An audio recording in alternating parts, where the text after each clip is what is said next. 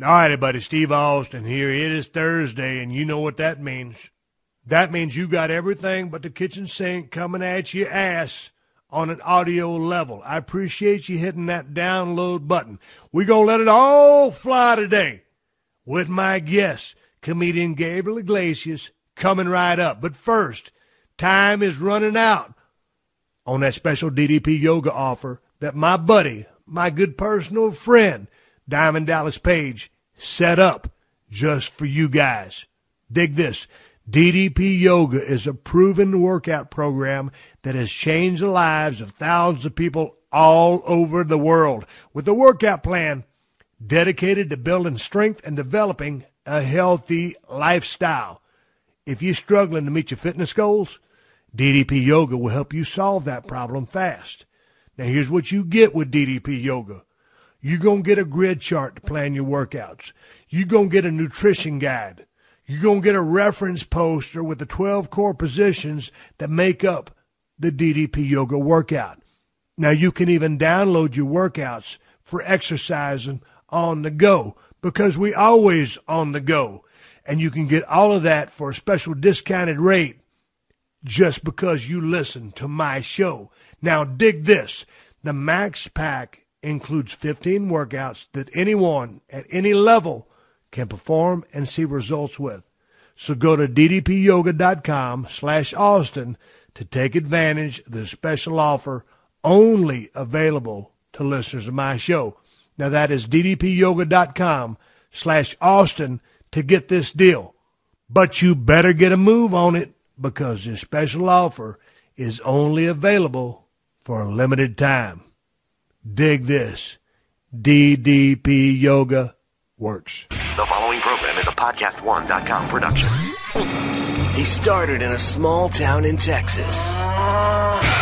Worked his ass off to become one of the most famous wrestlers of all time. We're going to take care of business tonight, and that's the bottom line. And now he's dominating the world of on-demand audio. And he's doing it for the working man. This is a damn good outlet for me to spew the bullshit off my brain. Yeah! This is the Steve Austin Show. Unleashed.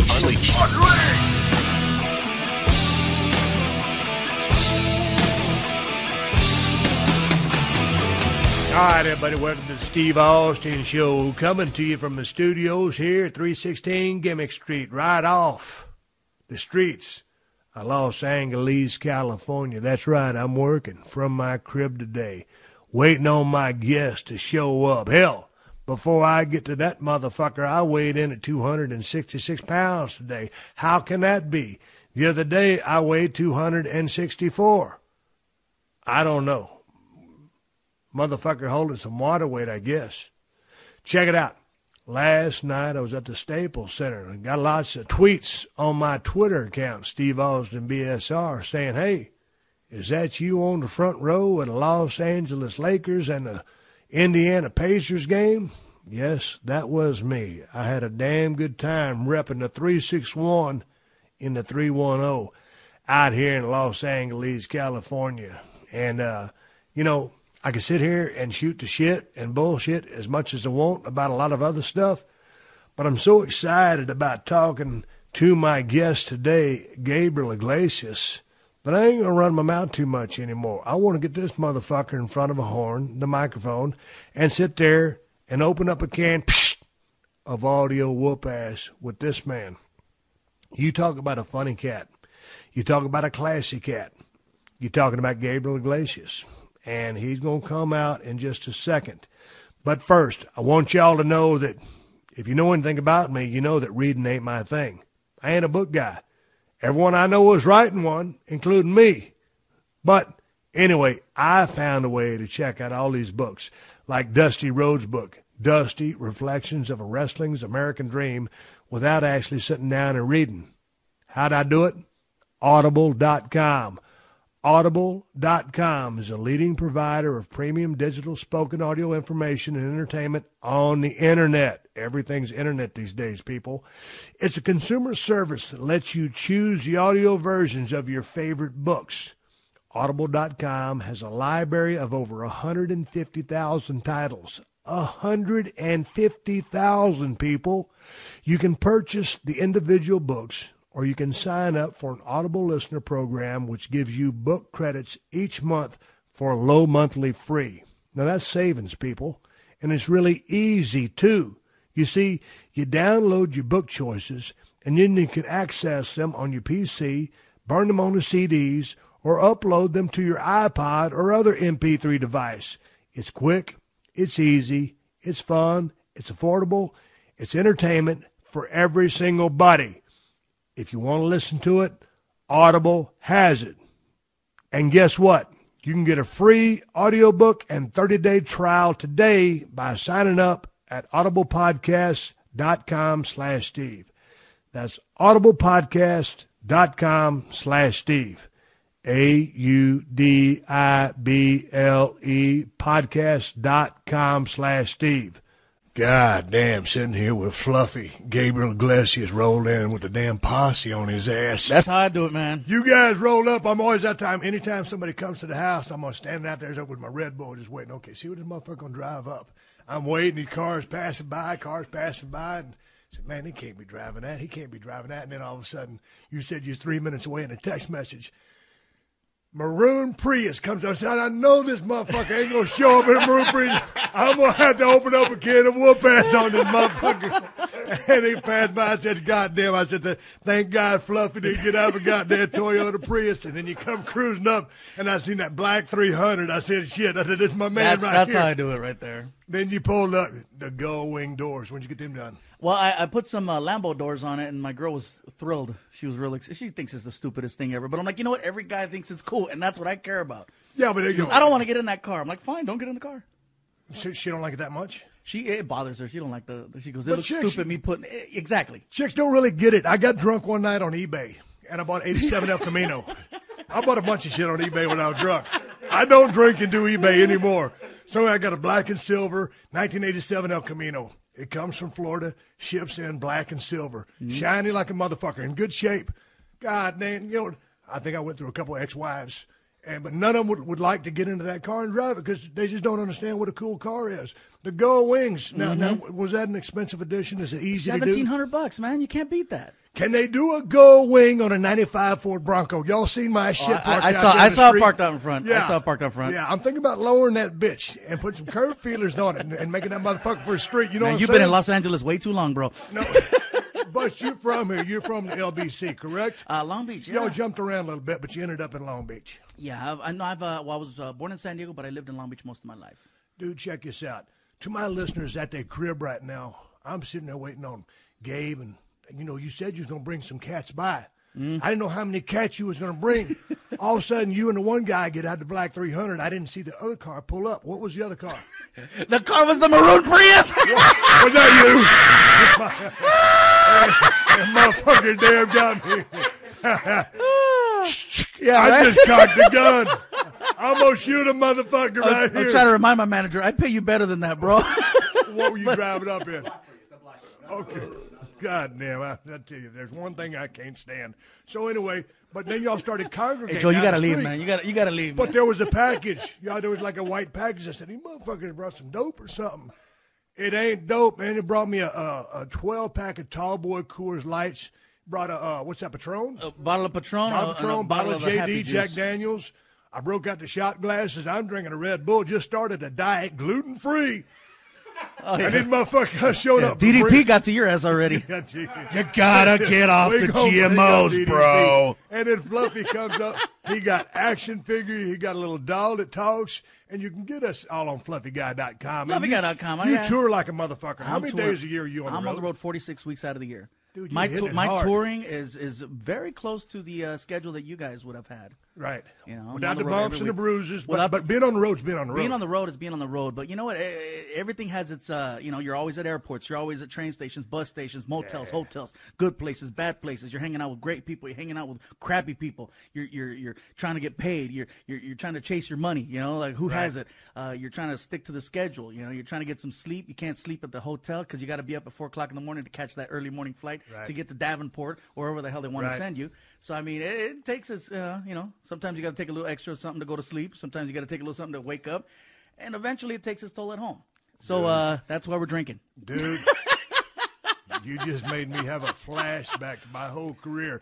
Toss in a bunch of beatings, but it's exactly what you said. Take something to get up, take something to go get down. down. Sometimes just take something for the ride. Yeah, and I'll tell you right now, when I first had the dream of becoming a comic, it was two dreams. It was I'm either going to be a comedian or a professional wrestler because I loved wrestling that much. And after my first fist fight in elementary school, I said, I'm a pussy for pain. I will be telling jokes.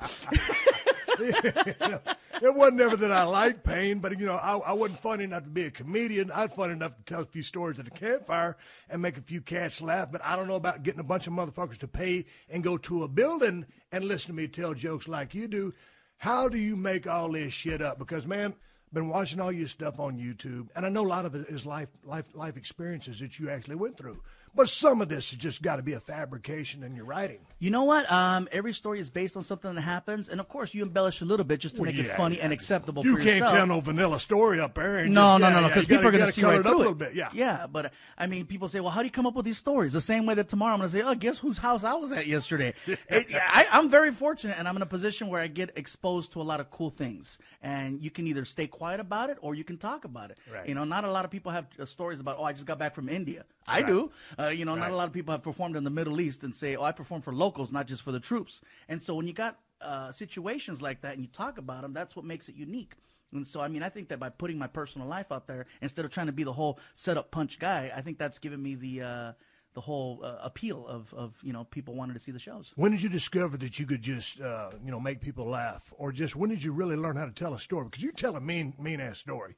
I mean, you're good. I mean, and that's why we got all this merchandise sitting on the damn table right here, and that's why you're selling out everywhere you go. When did you realize that you was a funny motherfucker? I think the first time I got a check, the first time I probably got That could have been a shitty check. It could have been a shitty check, but you know what? At the time, I was broke, and so anything was a good thing. And so someone says, here, here's some money. Please come back next week. I want you to do that again. Right. And eventually, it starts snowballing. And in the beginning, you can't get thousands of people to come into a building to see you. You got to start off with the 2-3 people that are willing to hang out at the Comedy Store on a Tuesday night at 1 o'clock in the morning and see what you can do with that. Right. But was you a class clown? Was you making your family? No, I opened for the class clown. He was an asshole. No, I'm kidding. No, I was not a class clown. I was actually very quiet. I was very quiet all through high school, but I'm really good at listening and just taking everything in so that later on when I do tell a story, I got all the good details.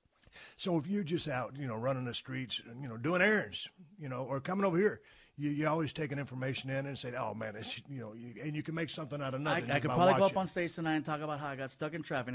Next thing I know, I'm at the liquor store right up the street from your house, and I'm dealing with the lady. What do you want to drink? I need some Jack Daniels. Are you sure? Because we have a sale on the timber drink. I'm like, I don't want a timber drink. Right. The man drinks JD. That's what I need. Are you sure? Yes, I'm sure. And just by telling something simple like that and putting a character and a voice and a sound effect to it, it makes the story a little interesting. We hooked up this interview through a mutual friend, DDP. We're going to get to him in a minute down in Dallas Space. God damn, this motherfucker. Let me take another shot before you... take another shot. Let me take another shot. Okay, now, you guys know that I just started the damn diet. Trying to get ready for them, make mine a half. For you, okay. I'll pour you half. My PR people just gave me these badass skull shot glasses. They're inverted. How would you describe that? Imagine a skull molding. And you just basically you pour the pour drink into the skull. Into the skull. Yeah. So we're drinking. These are the sickest shot glasses ever. And actually, I saw them on your Twitter, which is really cool. But you poured something gold into it, which made it look even better. I'm smart like that. Yeah. What was the question I was asking? Oh, so anyway, DDP. Yeah, we're doing DDP. And we're drinking shots here. You showed up with all this bullshit. This could be the greatest experience of my life. Drinking shots. Yeah, and it's funny because you get a guy in here whose nickname is Fluffy, and you don't expect to see bottles of freaking alcohol. Well, and when beer you start talking about the road and you start talking about the alcohol and all the stuff that goes with it, I thought you was just ribbing. No, just watching your act. No, but check it out.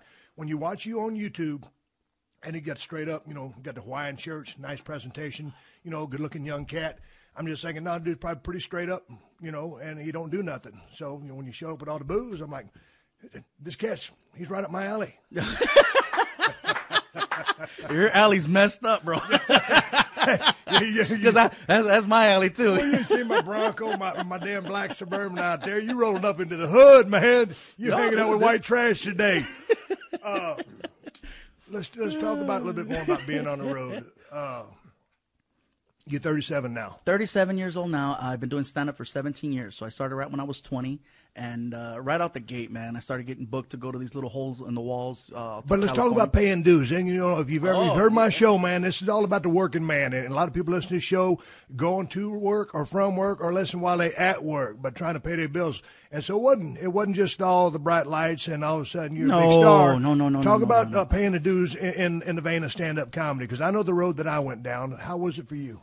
I started doing stand-up in April of 1997, and at the time there was no YouTube, no Twitter, no social media, none of this stuff. If you wanted to get your butt out there, you had to make some connections and get yourself either on TV, morning television, or on the radio.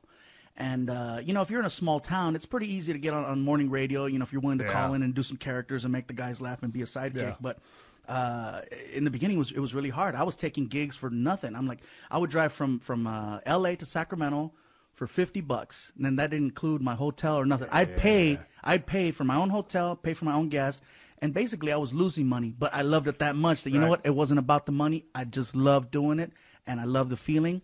But take me back just for a second there, because when you was working for a cell phone company and you was wanting to get up into the comedy, and it was like a decision. You could either stay with a cell company and keep that steady paycheck or go off and take the chance on comedy. You took the chance and something happened because you lost a couple of things. Yeah, well, here's the thing is that when I was working for a company called LA Cellular at the time that turned out to be AT&T, I was making probably about $4,000 a month, which for a 20-year-old whose rent was $350, car note was $250 plus insurance, groceries was maybe about $200 a month. I had a nice little thing going. I had a free cell phone because I was working for the company, so I didn't have to worry about that bill, and all my insurance and everything paid for. So to leave that security and take a chance on this unknown, it really was. But I figured, you know what? I was burning the candle at both ends. I was trying to do the day job during the day, of course, and then at night I'm trying to do stand-up. Yeah. And then you can't just do stand-up, do your thing, and then leave. You need to stick around. You need to hang out with the people that are in the business, that are in the game. You got to socialize. You got to say, hey, man, you what else get can in I do? that mix. You got to ask questions, and you got to be willing to listen, you know, because guys will talk to you. And if you're quiet, people will tell you all the information you need. You just got to shut the hell up, pour the guy a shot, buy the guy a shot, hang out, and But it's learn. almost the same as, like, you know, when I had one of my first matches out there in Tennessee. I'd been in the business 2 months of wrestling, and I went out and had a match, and the guy cussed me out like up and down. It was Dutch Mantel, and told me I was the worst shit he'd seen in a long time. But, you know, and trying to say, and his point to me was, the only way you're going to learn this shit is by watching it. Mm-hmm. So is that true also with you? But not just listening to their material, but watching and listening, seeing what the crowd's buying. And every crowd can be different. Yeah, right. We'll get there in a minute. But just presentation and how everybody goes about their business, because it's not all the same. No, it's not. I mean, you need to be able to relate. You need to be able to connect to everybody in the crowd. And if you can do that, you can do anything, and it'll be gold. That is the key. A lot of comics, they want to go up on stage, and they want to be this niche guy, they want to be this edge guy, and sometimes the people don't want that. Right. And so that's why when people give me a hard time about the whole fluffy thing, you give me all the shit you want, but guess what? I got people that bring their families, that bring their kids, that bring their grandparents, and everybody, because I'm able to do a show that is clean, friendly, and can relate to everybody. I might not be the edgiest guy out there. No, but you ain't got to be. You don't have to be. You got to cater, find your market, find your niche, and go for that. Yeah, you just got to be able to connect and relate. Right. Which is why everybody, I believe everybody connected to you, because everybody wanted to tell their boss what they could do. Everybody wanted to say, you know what, man? Hey, you're wrong. You're not always right. But tell me about putting your routine together, because you're going out there and you're trying to cater to the family, and that's why I have two shows. I got a family, of course, and Unleashed, and so. But you go out there and say you get off, and hey, they're not really getting off on this material. Will you switch gears and hey, maybe that story's not going to work. Let me go here and change on the fly, or you try to really work within parameters of something that you've structured?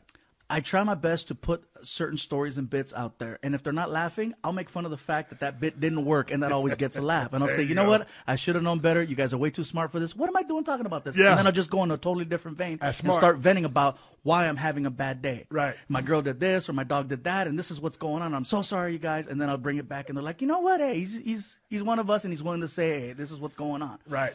In the beginning, I was filthy. All my jokes were dirty. I was doing cartoon characters having sex, and it was hysterical, but I couldn't do it on TV. You can't do The Tonight Show. You can't do Kimmel. You can't do Conan. You can't do none of that if you're dirty. 100%. And that's really the reason I created my family-friendly show, so that I could do both.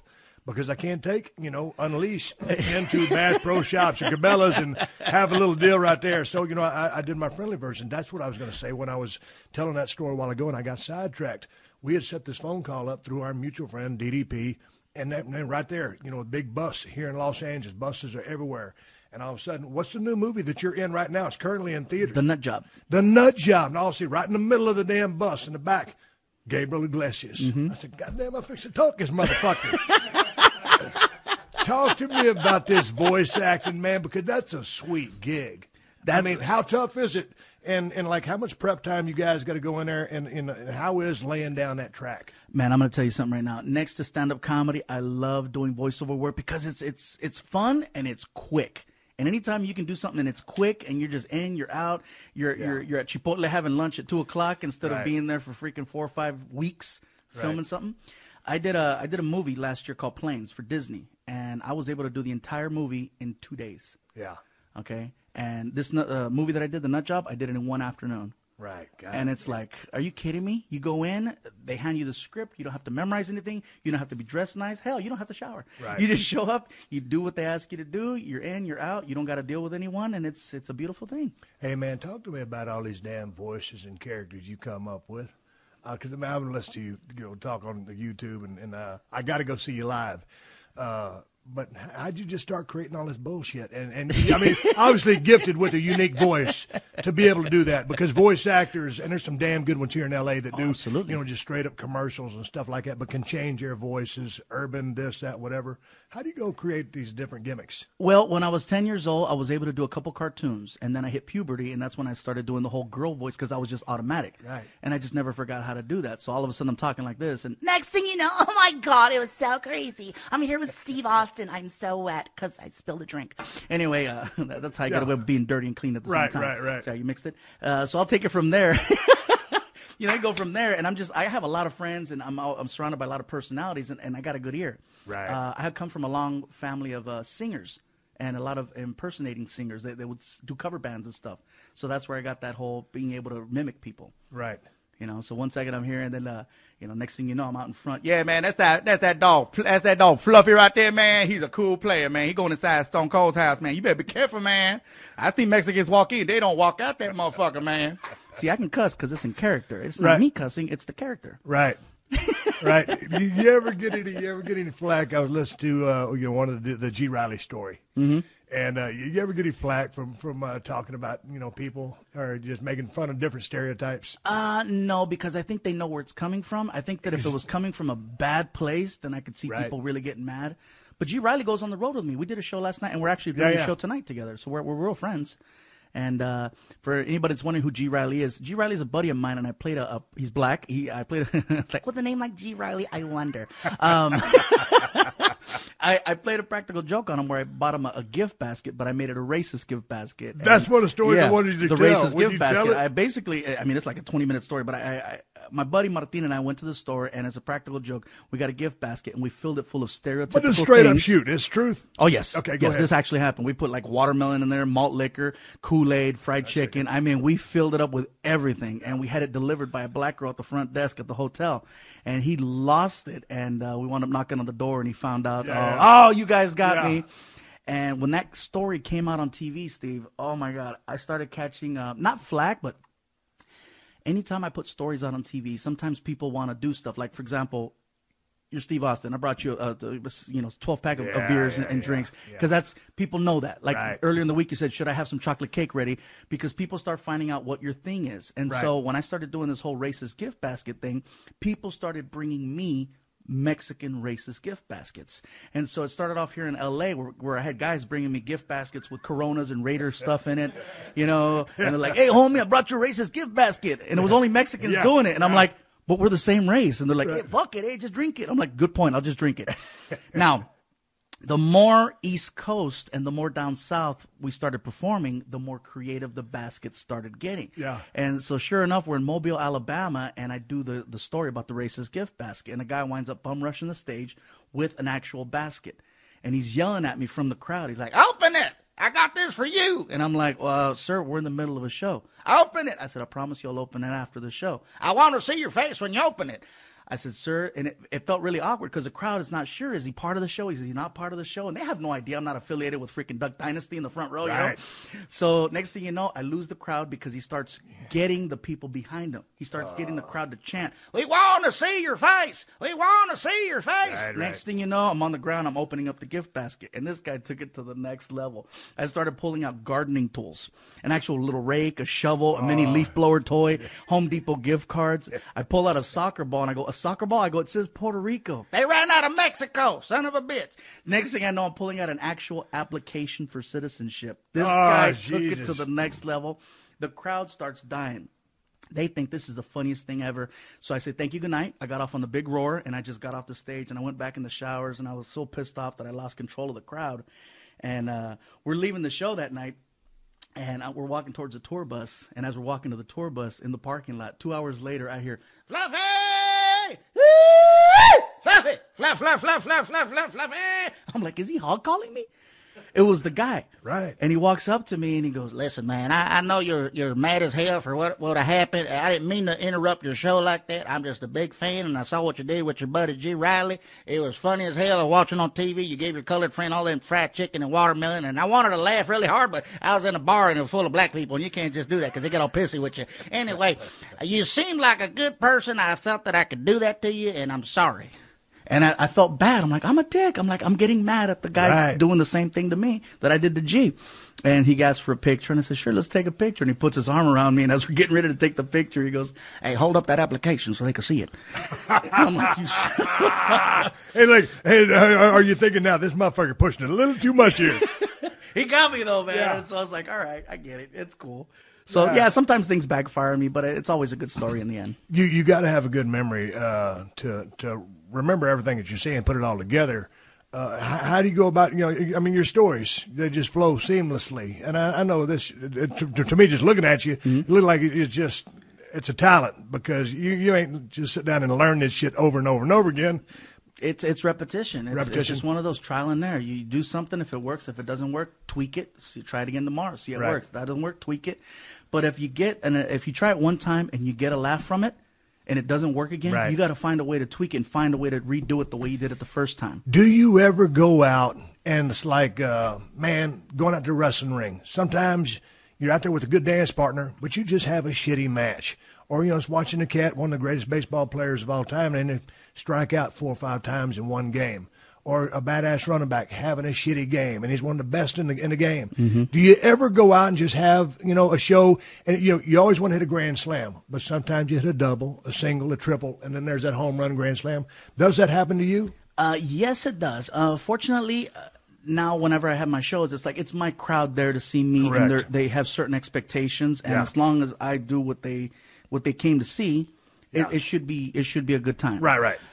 If I'm doing a corporate show, a private event, something that's for a group of people that maybe a small percentage know who I am and what I do, but the rest of the people there don't know and they don't understand what it's all about, that's why I run into a potential situation for a bad set.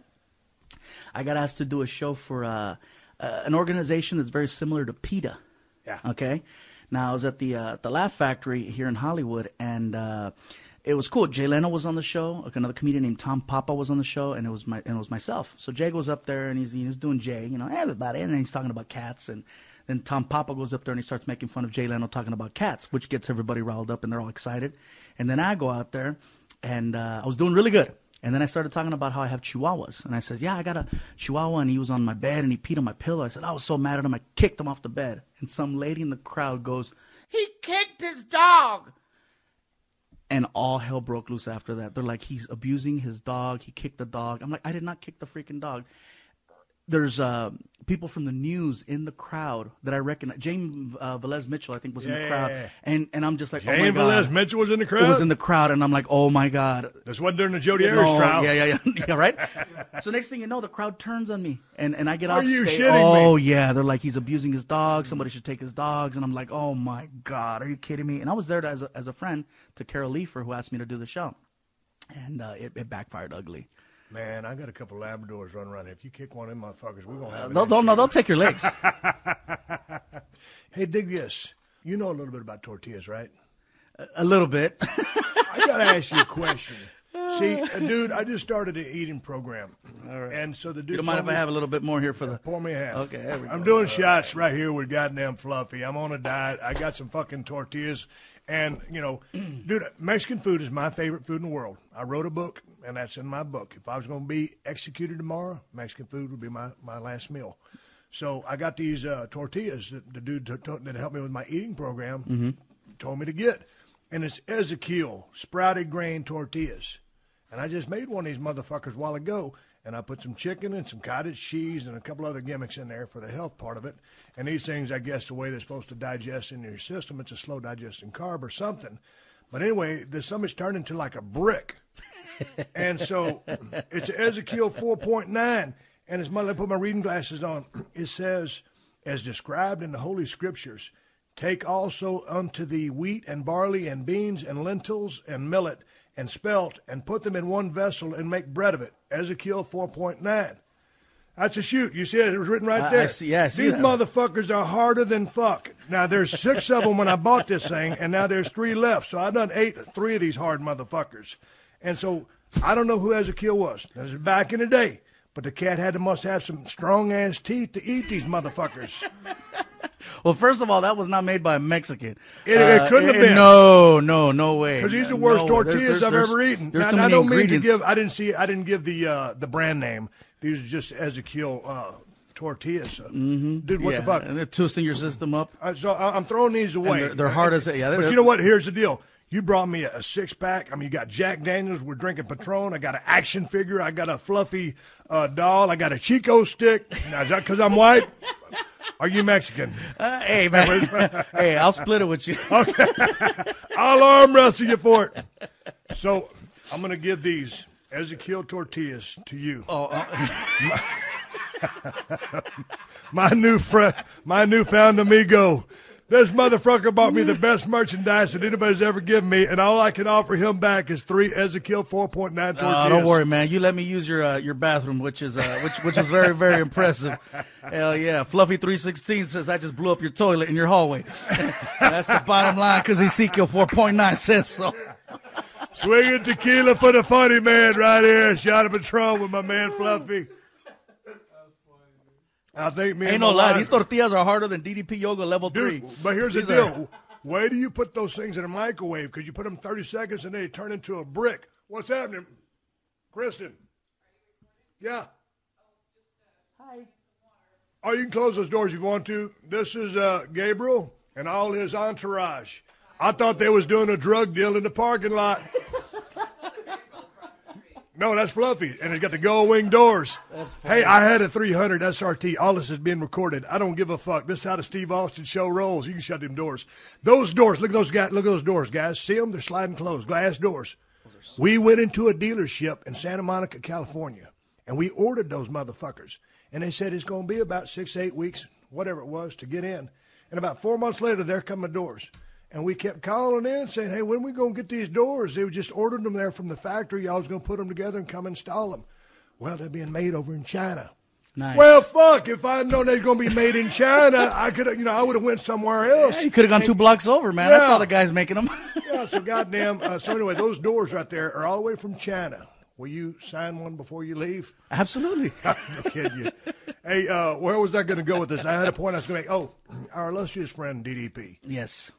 He's been trying to get me to do some DDP yoga. He came over when I had a crib in Malibu one time. Oh, I know I was going to talk about Mexican food. We'll get to Mexican food in a minute. You did some DDP yoga. Yes, and Did you? How was it? I'm here to tell you guys right now. If you do, and he's not paying me to tell you this, if you do DDP's program and you stick to it exactly the way he tells you to do it, you will see results immediately. He came over my house. Yeah.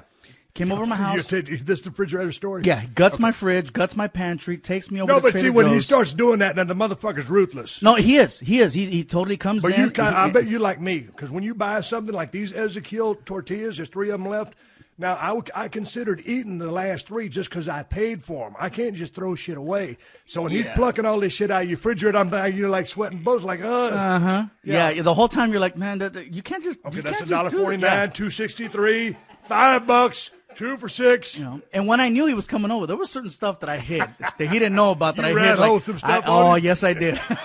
That's right. I know DDP don't listen to the show, although he is a sponsor. Because he's intense, man. He's so intense, and the one thing about him, I call DDP my food parole officer. Yeah. This guy has a sensor. Anytime I fall off the wagon and I'm in a drive-thru at McDonald's, he freaking texts me or he calls me, right? And I never take the calls because he scares me sometimes. Yeah. I get on the phone, I'm like, hello, what are you doing, man? I'm like, oh shit, right? I'm like, he's got a mole. He's got a mole. Somebody's telling him I'm in this freaking drive-thru.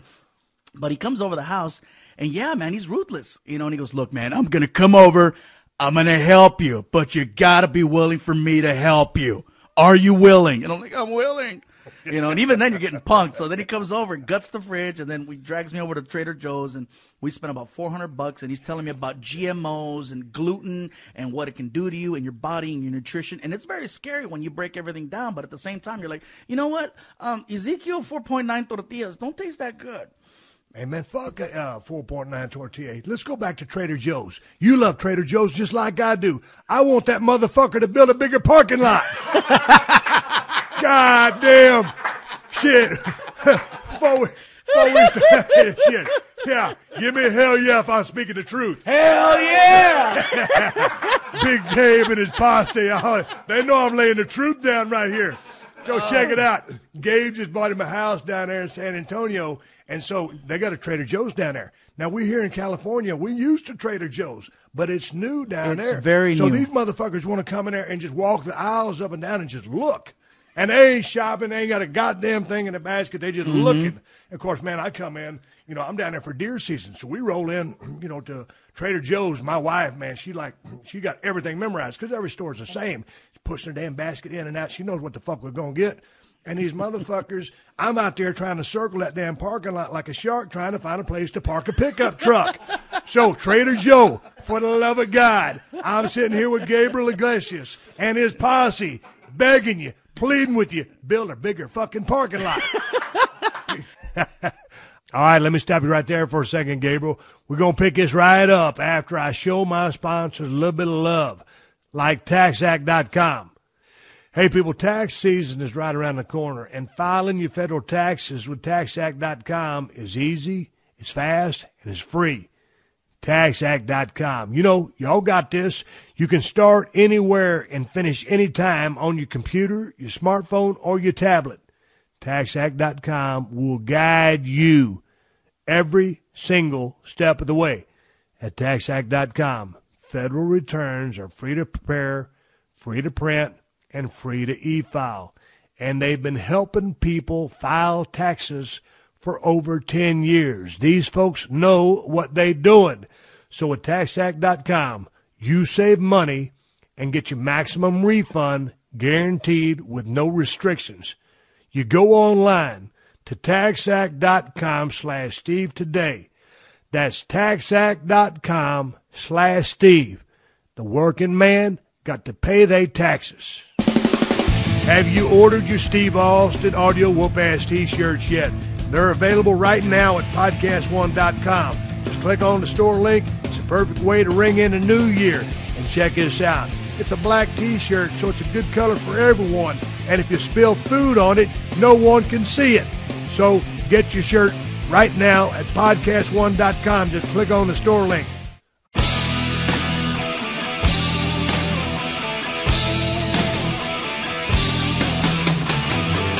Gabriel Iglesias rolled in with the damn posse on his ass. That's how I do it, man. Dude, you got that, but you better here, check it out. You got that Chrysler 300 with the gull wing doors. You can park right next to a motherfucker, sit them doors out, and slide them up. and get up. That's too funny, man. I had an SRT 300. What and happened? my wife didn't like it. She didn't like it. I sold that sumbitch and it only had about, 3,000 miles on it. That thing was sweet. New. That was Oh, new. yeah. Wasn't even broke in yet. All right, what kind of cars you into? You into Oh man! those? Well, I Obviously, wanted you to bring got that- I wanted to bring another car over here because I know you're into cars, and I love this car. But it was I got a situation with the parking at home. I got a Challenger, a brand new Challenger that just got pimped out. I mean, totally get done to paint job, everything. There's when you open the doors, they have projectors Is your left in the arm doors. work? What's that? Does your left arm work? Yeah. Can you pour me another shot? Oh. God, man. Motherfucker killing me over here. Shit. Where's your glass? Where's your glass? Son of a bitch. That's good right there. Oh, please. We're about to move on to Jack Daniels right now. Drinking shots with Fluffy. Tell us. Get back in your story. Oh, So well, you got the Challenger? I got the Challenger. I wanted to bring Checked that car over here, but you know what? The 300 was there, and I Right. like the Lambo doors, and I thought you might appreciate the Lambo I dig doors. it. I dig it. Yeah. I'm just glad one of them room press. Hey, but really quick, back to DDP. DDP Yeah. is responsible for getting so much of this weight off of me. If not for DDP coming over and just, my manager Joel backed this up. I mean, he came over, he helped me out so much, and I really owe him a lot. Because of him, I was able to get on this program, and I started shedding weight like crazy. And for me, it freaked me out because I actually had skin hanging. Yeah. And when you're losing weight that fast, I was almost 440. Yeah. And boom, 50 pounds in like 3 months. And it freaked me out. So I wanted to bulk up. I didn't want to have that skin hanging and look like one of those ET guys. You know what I'm saying?